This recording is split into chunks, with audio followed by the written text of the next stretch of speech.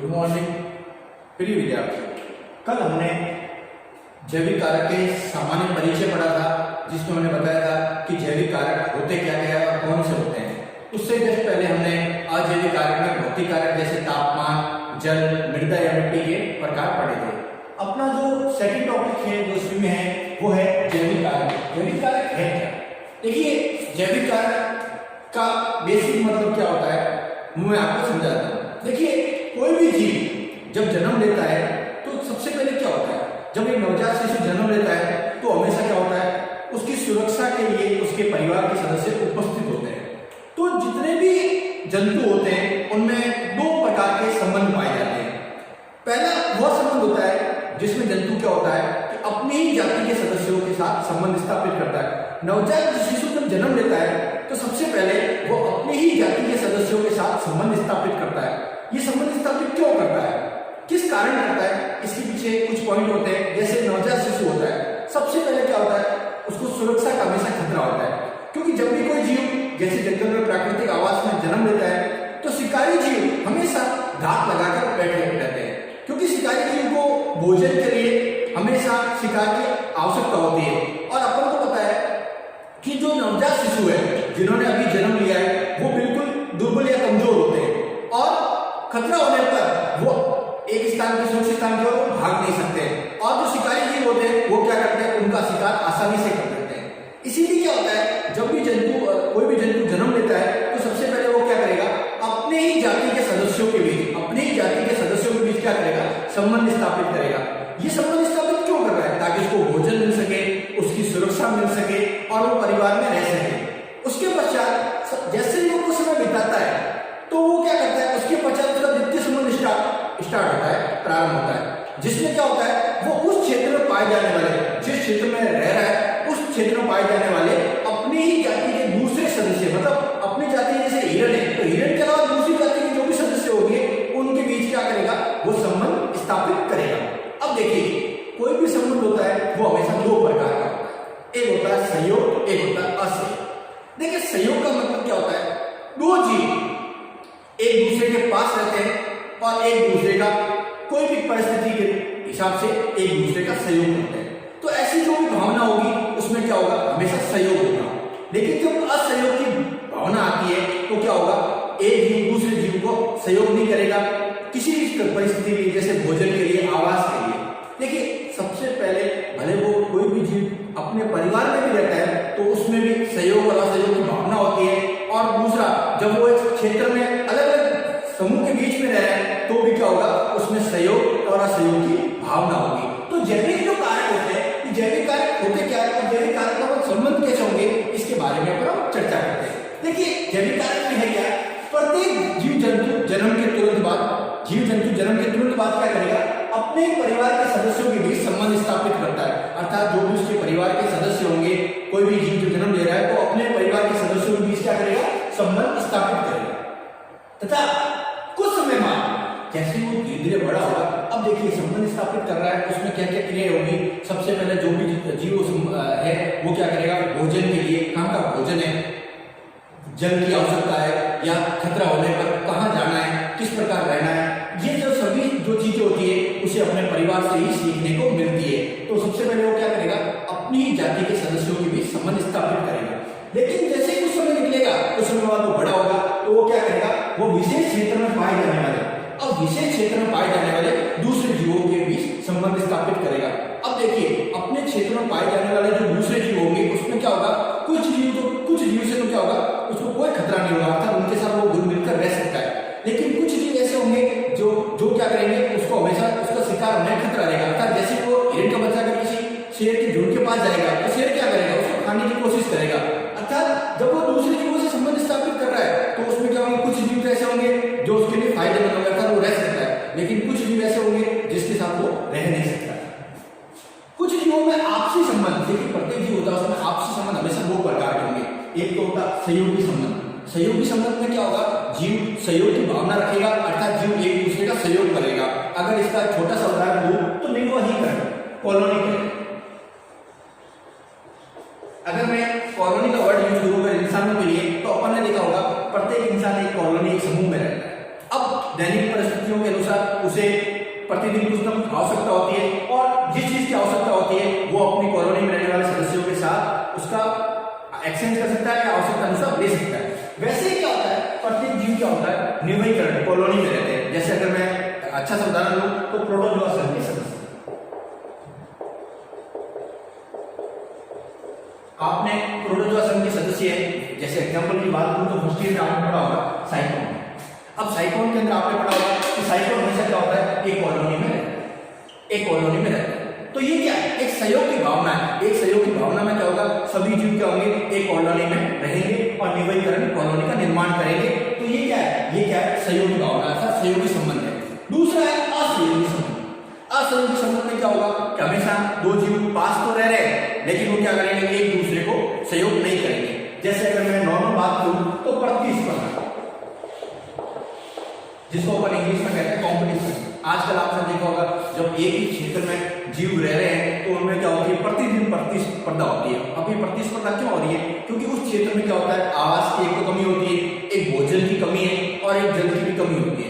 अब प्रत्येक जीव को जो अपनी दैनिक आवश्यकता है उसको पूरा करने के लिए क्या करेगा, वो एक ही परिस्थिति, अगर एक ही वस्तु है, एक ही वस्तु है और उसको उपभोग करने वाले दो जीव है। अगर मैं डायग्राम से आपको समझाऊं,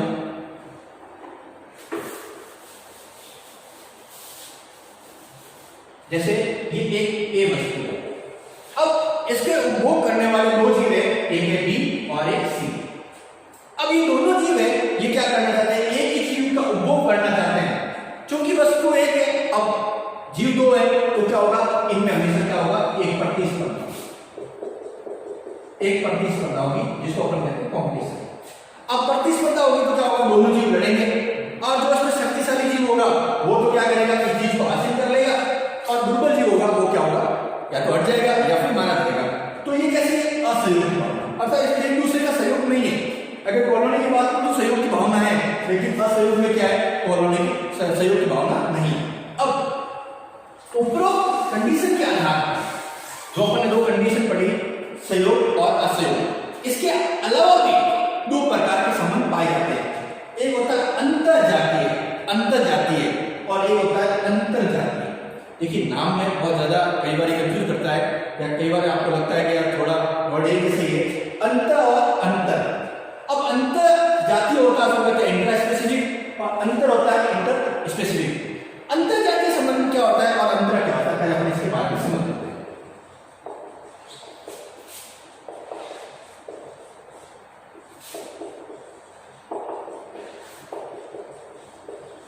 देखिए वर्ड दोनों ही है।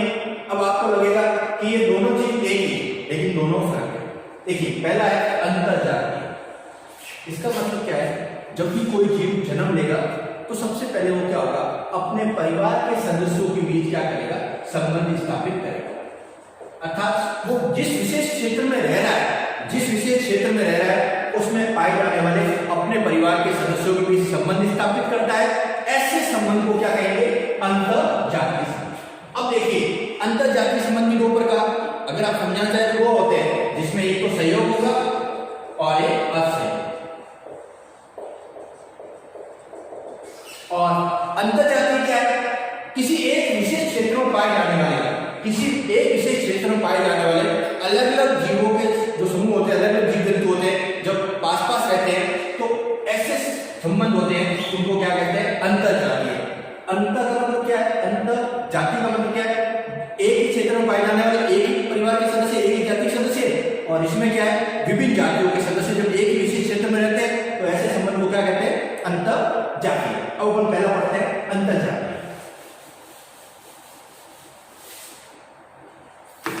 अब देखिए अंतरजातीय कैसे है, मैं आपको पहले बता चुका हूं। प्रत्येक जाति के सदस्य जन्म के तुरंत बाद अपनी जाति के सदस्यों में संबंध स्थापित करते हैं। अब अंतरजातीय संबंध क्या होता है, ऐसे संबंध को क्या कहेंगे, अंतरजातीय संबंध कहते हैं। अब अंतरजातीय संबंध क्या होगा, वो दो प्रकार का होगा। पहला होगा सहयोगी अंतरजातीय संबंध।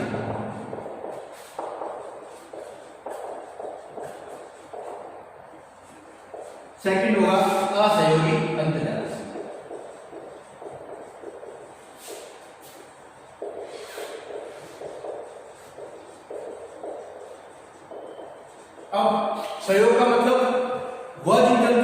जब एक ही परिवार में रह रहे हैं तो एक दूसरे की क्या करेंगे, हमेशा सहयोग करेंगे। लेकिन असहयोग, अब असहयोग की भावना क्यों पैदा होती है? अब पहले अपन इन दोनों को छोटी बात में समझ लेंगे क्या है। देखिए, जब भी परिवार के सदस्य साथ रहते हैं तो क्या करते हैं, जब छोटे सदस्य होते हैं वो क्या करते हैं, हमेशा बीच में रहते हैं और परिवार के जो बड़े सदस्य होते हैं वो उन छोटे जीवों की सहायता करते हैं, उनको भोजन उपलब्ध कराते हैं और उनकी सुरक्षा कार्य करते हैं। ये कैसी भावना है? ये है सहयोग की भावना। लेकिन क्या होता है, जब जीव धीरे धीरे वृद्धि कर रहा है और वो बड़ा हो रहा है, तो बड़ा हो रहा है तो अपन को पता होता है कि कुछ समय बाद क्या होता है कि भोजन की कमी होती है। हर समय भोजन प्रचुर मात्रा में मिले ये संभव नहीं है। अब जब भोजन की कमी हो रही है और एक ही परिवार के सदस्य भोजन के लिए आपस में पास आते हैं तो उनमें क्या होती है, हमेशा थोड़ी सी मनमुटाव होता है। अपन भी जानते हैं परिवार मनमुटाव, वैसे जीवों में मनमुटाव होता है। अब जब मनमुटाव होता है तो ये कैसे होती है, ये भोज्य स्पर्धा, अर्थात भोजन को प्राप्त करने के लिए उनमें क्या होती है, स्पर्धा होती है। अर्थात ये स्पर्धा जो है ये एक ही जाति के सदस्यों में, अलग अलग नहीं है। अगर अलग अलग सदस्यों में होती तो एक जीव क्या करेगा, दूसरे जीव का शिकार कर देगा। लेकिन एक ही जाति के सदस्यों में तो क्या होता है, आपसी संघर्ष होता है, अर्थात थोड़ी बहुत लड़ाई होती है। ऐसी जो असहयोग की भावना होती है क्यों हो रही है? ये हो रही है भोज्य पदार्थ, ये भोज्य पदार्थ के लिए। तो ऐसी जो भावना होती है उसको अपन क्या कहते हैं, असहयोगी भावना। और सहयोग का मतलब दोनों एक दूसरे के पास रहे और इसमें सहयोग करें। तो सहयोगी और असहयोगी अपन ने बेसिक पढ़ लिया। अब अपन शुरू करते हैं सहयोगी अंतरजातीय संबंध।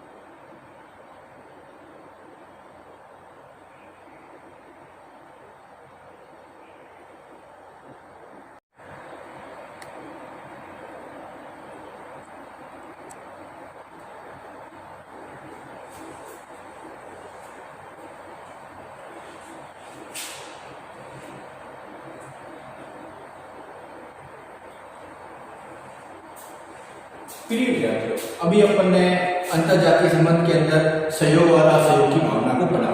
अब अपना आता है सहयोग की भावना। देखिए, जब भी जंतु एक समूह में रहता है तो क्या होगा, उसे एक दूसरे का सहयोग करना पड़ता है। इस सहयोग की भावना के अंदर क्या होता है, उसका खुद का भी फायदा होता है और दूसरे समूह का भी फायदा होता है। जब जीव एक समूह में रहता है तो उसका सबसे बड़ा फायदा क्या है कि जैसे भोजन के लिए पूरा एक समूह निर्भर करता है।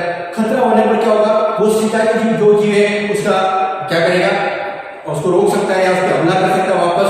तो सहयोगी अंतरजातीय संबंध है, उसमें सबसे जो पहला पॉइंट आता है निवहीकरण, कॉलोनाइजेशन।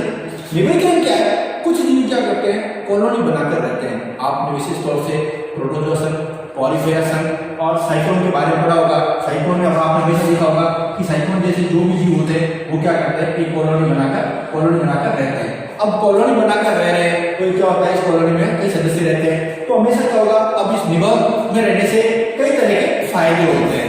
अब निवहीकरण के जो सेकंड पॉइंट है वो है सामूहिकरण। अब क्या होता है सामूहिकरण में, क्या है कि कुछ सदस्य क्या करते हैं, समूह बनाकर रखते हैं। समूह बनाने के फायदा क्या है, जब भी कोई विशेष परिस्थिति आ जाए, खतरा आ जाए तो वो क्या करेंगे, इसका डटकर मुकाबला कर सकते हैं। देखिए, समूह में रहने के कई फायदे होते हैं। जैसे पहला है सुरक्षा।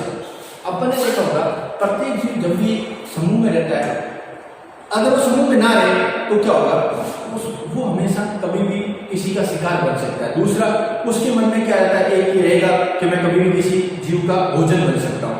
अब जब वो समूह में रहे तो क्या होगा, सुरक्षा उसके मन में नहीं रहेगी। कारण क्या, जब भी कोई जीव आक्रमण करेगा तो जितने भी समूह के सदस्य हैं वो एक साथ खड़े होंगे, तो कोई भी शिकारी जीव है वो उस पर हमला करने से पहले एक बार सोचेगा। क्योंकि एक कोई भी शिकारी जीव होता है ना, वो अकेले जीव का तो शिकार आसानी से कर सकता है, लेकिन जब वो समूह में हो तो उस पर करने से पहले एक बार देखता है या सोचता है, तो अर्थात उनमें सुरक्षा की भावना होती है। दूसरा है ताप संरक्षण। आपने देखा होगा जाड़े या सर्दियों में क्या होता है, जीव एक दूसरे के पास बैठते हैं, क्योंकि श्वसन क्रिया द्वारा क्या करते हैं, वो अपने जो ताप शरीर के तापमान से नियंत्रित करता है, अर्थात एक दूसरे से बिल्कुल सटकर बैठते हैं। तो सामूहिकरण की सेकंड जो बेसिक जो विशेषता है वो है ताप संरक्षण, अर्थात जो भी जीव होता है वो एक दूसरे के पास बैठते हैं और ताप संरक्षित करते हैं। तीसरा है पारिवारिक कवच, अर्थात जब समूह में एक ही सदस्य पास पास रहते हैं तो उनका एक पारिवारिक कवच बन जाता है और किसी भी परिस्थिति के अंदर सभी परिवार के सदस्य हमेशा डटकर उसका मुकाबला करते हैं। जैसे अगर मैं एग्जांपल लूं तो जंगली भैंसा है, अब जब ये अकेला होता है तो कोई भी शिकारी जीव क्या करेगा, इसको आराम से खत्म कर सकता है, मार सकता है। लेकिन जब ये पारिवारिक कवच में होता है, एक परिवार के साथ रह रहा है, तो क्या होगा, जैसे कोई शिकारी जीव एक जीव के पास जा रहा है तो समूह के सारे सदस्य वापस हमला करते हैं। तो वापस जब हमला करते हैं तो शिकारी जीव को भी एक बार पीछे दौड़ना पड़ता है, मैदान छोड़ना पड़ता है, क्योंकि पारिवारिक कवच है। अपन ने देखा होगा किसी भी नवजात जीव को या कोई भी जीव है उसको हमेशा पारिवारिक कवच का बहुत फायदा मिलता है। अब पारिवारिक कवच में तो क्या होगा, कोई भी शिकारी जीव है वो आसानी से उसको शिकार नहीं कर पाएगा। इसमें एक पॉइंट और है, आक्रमणकारी प्रवृत्ति।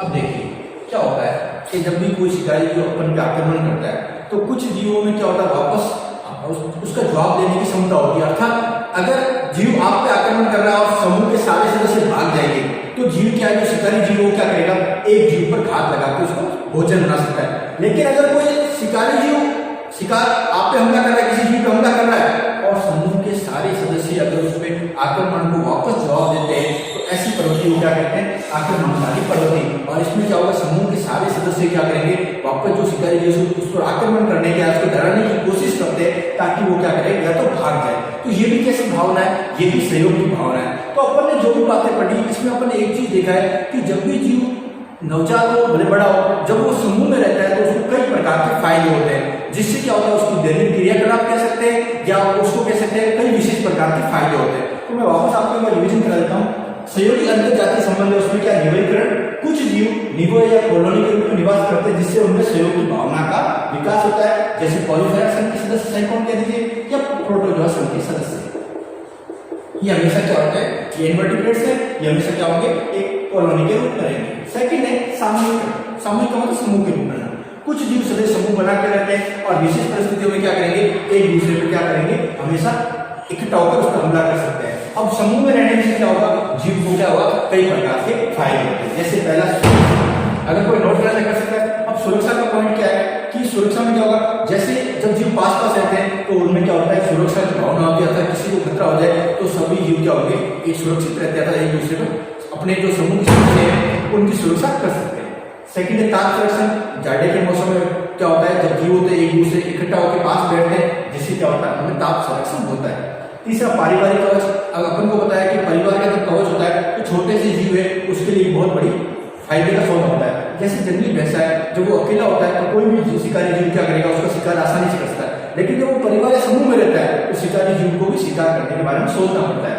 फिर आक्रमणकारी प्रवृत्ति। आक्रमणकारी प्रवृत्ति का मतलब क्या है, जब जीव कोई जीव आप पे हमला कर रहा है तो क्या होता है, कुछ जीव तो दौड़ जाता है। दौड़ने से क्या होता है, शिकारी जीव पीछे जाके उसका शिकार करता है। लेकिन जैसे कोई शिकारी जीव आक्रमण कर रहा है तो कुछ जीवों में क्या आक्रमणकारी प्रवृत्ति होती है, वापस उसका जवाब देते हैं, जिससे क्या होता है, शिकारी जीवों को भी पीछे हटना पड़ता है। तो ये जो अपन ने सारी बातें पढ़ी तो आपने इसमें चीज समझी होगी, इसमें सब में क्या है, पर एक सहयोग की भावना है, अर्थात अपनी ही जाति के सदस्यों के बीच क्या है, एक सहयोग की भावना है। और सहयोग की भावना से ही क्या होता है, किसी जाति का हमेशा क्या होगा, विकास होगा। और सहयोग की भावना नहीं होगी अगर अपनी जाति के सदस्यों में, तो उसका विकास होना संभव नहीं है। तो अपन ने जो उपरोक्त सारी बातें पढ़ी है इसमें क्या है, सहयोग की भावना। अब अपन जो सेकंड टॉपिक पढ़ेंगे उसमें क्या होगा, असहयोग। देखिए जब एक ही जाति के सदस्य पास पास रहते हैं तो उनमें मनमुटाव होना भी जरूरी है, मनमुटाव के बिना संभव ही नहीं है। इसीलिए सहयोग की भावना के साथ इसमें अंतरजातीय संबंध में असहयोग की भावना भी आती है, जो अपन पढ़ते हैं, असहयोग की भावना।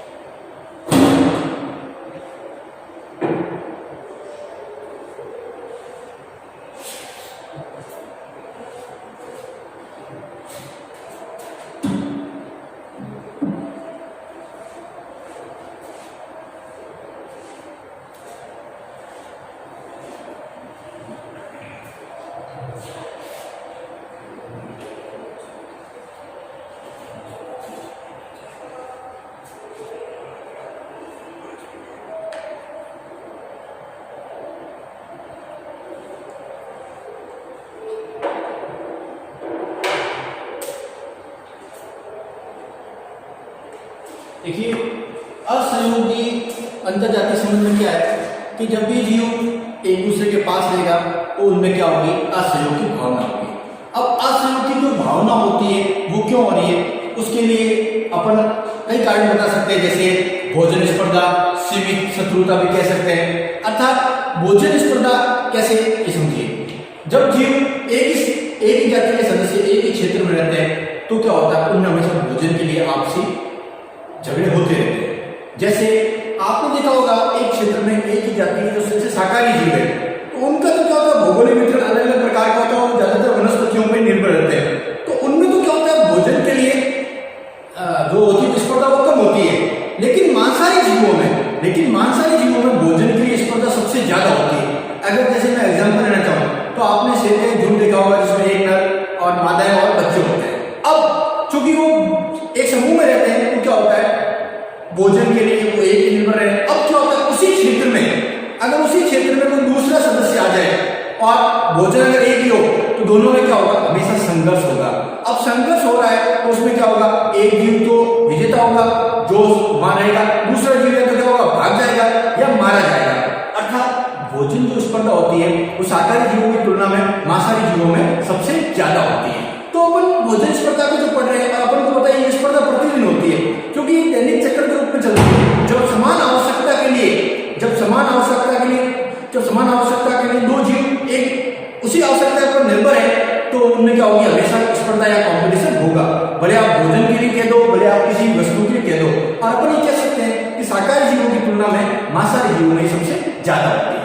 तो अपन में असहयोग की जो भावना होती है वो क्या है कि एक ही जाति के जीवों के सदस्य, जब एक ही जाति के जीवों के सदस्य जब काफी समय तक एक दूसरे के पास रहते हैं तो क्या होता है, उनमें कुछ समय बाद असहयोग की भावना विकसित होती है। यह असहयोग की भावना कई कारणों से हो सकती है, जैसे अपन ने भोजन स्पर्धा पढ़ लिया, सीमित शत्रुता भी कह दे, कोई भी कारण हो सकता है, वो हमेशा असहयोग के रूप में रहता है। अब पहला जो कारण है वो है भोजन। देखिए, सभी जीवों के लिए भोजन एक आवश्यक है, अर्थात सभी जीवों को भोजन प्रतिदिन करना भी आवश्यक है। अब एक ही जीव जब अपने समूह में रहता है, जब एक जीव समूह में रहता है तो क्या होता है, उस समूह के जो सभी सदस्य होते हैं उनका क्या होता है, भोज्य पदार्थ भी क्या होता है, हमेशा एक होता है। अब अपन को पता है कि पृथ्वी पर किसी भी प्राकृतिक आवास में भोजन प्रतिदिन पूरा उपलब्ध हो, ये संभव नहीं है। अब चूंकि भोजन धीरे धीरे कम हो रहा है और समूह के सारे सदस्य उसी भोजन पदार्थ पर निर्भर है तो उनमें क्या होगा, उस भोजन पदार्थ को ग्रहण करने के लिए हमेशा क्या होगा, आपसी संघर्ष होगा।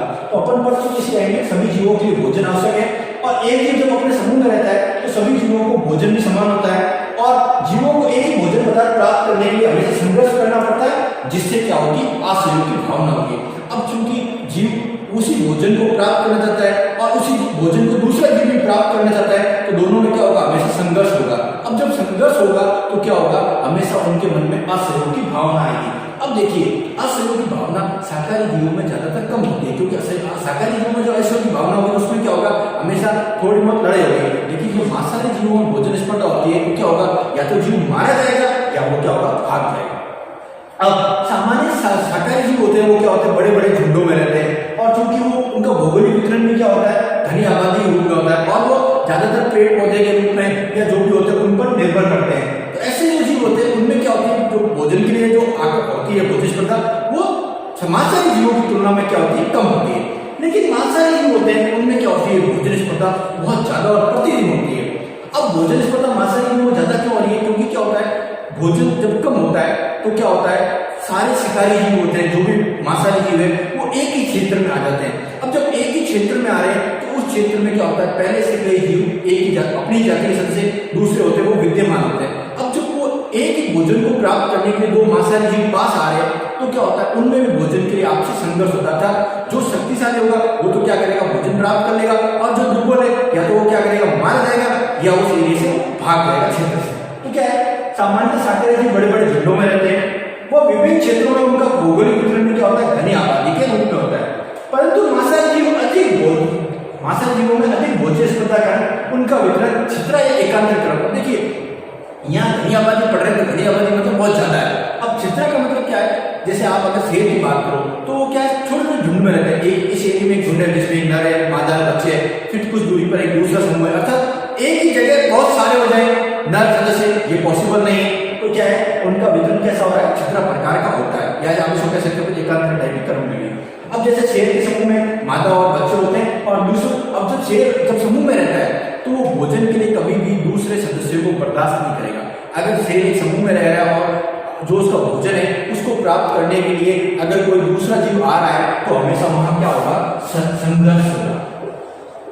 अब चूंकि ये असहयोग की भावना, संघर्ष हो रहा है, ये किस कारण से हो रहा है, ये असहयोग और भोज्य पदार्थों के कारण हो रहा है। अब जब दूसरा से उसे एरिया में आकर वो भोजन पदार्थ प्राप्त करना चाहता है तो क्या होगा, दोनों में आपसी संघर्ष होगा। अब जब संघर्ष होगा तो बेसिक अपन पहले भी पढ़ चुके हैं कि हमेशा प्रबल जीव ही जिंदा रहेगा और प्रबल जीव दुर्बल जीव का शिकार कर देगा। अब देखिए जो ये दूसरा जीव है जो कमजोर है, या तो वो क्या करेगा, उस एरिया से भाग जाएगा, या वो क्या हो जाएगा, खुद ही मर जाएगा। तो क्या है, मांसाहारी जीवों में सबसे ज्यादा संघर्ष होता है। तो अपना पहला जो टाइप था वो क्या था, भोज्य पदार्थ। अब भोज्य पदार्थ का दूसरा जो टाइप आएगा वो आएगा सीमित शत्रुता।